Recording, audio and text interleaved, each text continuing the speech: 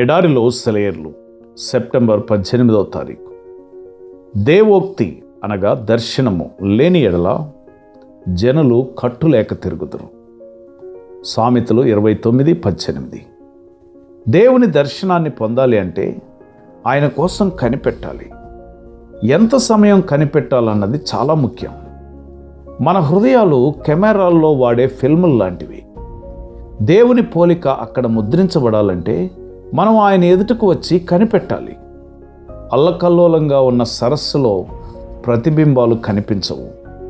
మనం దేవుణ్ణి చూడగలిగితే మన జీవితాలు విశ్రాంతిమయంగా ఉంటాయి. కొన్ని దృశ్యాలను చూడడంలోనే పరివర్తనం చెందించే శక్తి గోచరమవుతూ ఉంటుంది. ఉదాహరణకి నిశ్చలమైన సూర్యాస్తమయ దృశ్యం మనస్సుకు శాంతినిస్తుంది. అలాగే దేవుని దర్శనం మానవ జీవితాలను మార్చివేస్తుంది. యాకోబు ఎబ్బోకు రేవు దగ్గర దేవుణ్ణి చూసి ఇశ్రాయేలుగా మారాడు. దైవ దర్శనం ఆనాడు గిద్యోనుకు పిరికితనం పోగొట్టి శౌర్యాన్ని అలవరిచింది. క్రీస్తు దర్శనం తోమాను అనుమానాల నుండి విముక్తుని చేసి నమ్మకస్తులైన శిష్యుడిగా మార్చింది. బైబిల్ కాలం నుండి దైవ దర్శనాలు కలుగుతూనే ఉన్నాయి.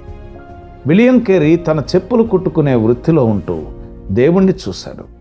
అతడు బయలుదేరి భారతదేశానికి వెళ్ళాడు.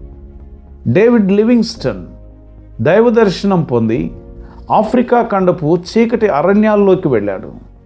వందల కొద్ది మనుష్యులు దేవుని దర్శనాన్ని పొంది ఇప్పుడు ప్రపంచపు నలుమూలల క్రైస్తవేతరులకు సువార్తనందించే పని మీద తిరుగుతున్నారు. ఆత్మలో ఎల్లప్పుడూ పూర్తి నిశ్శబ్దం ఉండదు. దేవుడు మన ఆత్మలో మెల్లని స్వరంతో పలుకుతూనే ఉంటాడు. ఆత్మలో ఇహలోక విషయాల రణగొణ ధ్వని నిశ్శబ్దమైనప్పుడు దేవుని స్వరాన్ని వినగలం. నిజానికి ఆయన నిత్యము మాట్లాడుతూనే ఉన్నాడు. మనమే మన చుట్టూ ఉన్న శబ్దాల వల్ల, హడావుడి వల్ల, అవరోధాల వల్ల వినిపించుకోము. మౌనమావరించిన వేళ పలుకు ప్రభు హృదయపు శబ్దాలను నిమ్మళింపజేసి ఆశతో నీ పలుకుకై వేచి ఉన్నాను. ఈ విశ్రాంతి గడియలో పలుకు, నా నాథ, నీ ముఖార విందాన్ని చూడనీయి నన్ను, నీ శక్తితో స్పృశించు నన్ను. నీ నోటి మాటలు నాకు జీవం కదా తండ్రి, పరలోకపు పరమ భోజనమే కదా. నా ఆత్మ ఆకలిని చల్లార్చుదేవా. పలుకు ప్రభు, నీ సేవకుడు వింటున్నాడు. మౌనంగా ఉండకు.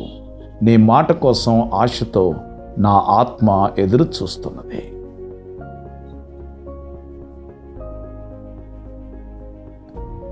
ఈ భక్తుల వలె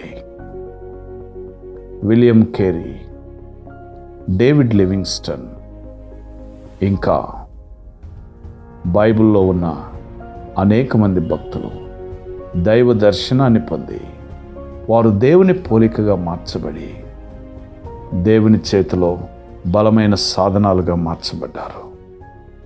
నీ జీవితంలో కూడా దైవ దర్శనం కొరకు కనిపెట్టి నీ జీవితంలో మార్పునంది దేవుని చేతిలో బలమైన సాధనంగా వినియోగించబడే కృప పరిశుద్ధాత్మ దేవుడు నీకు అనుగ్రహించునుగాక. ఆమెన్.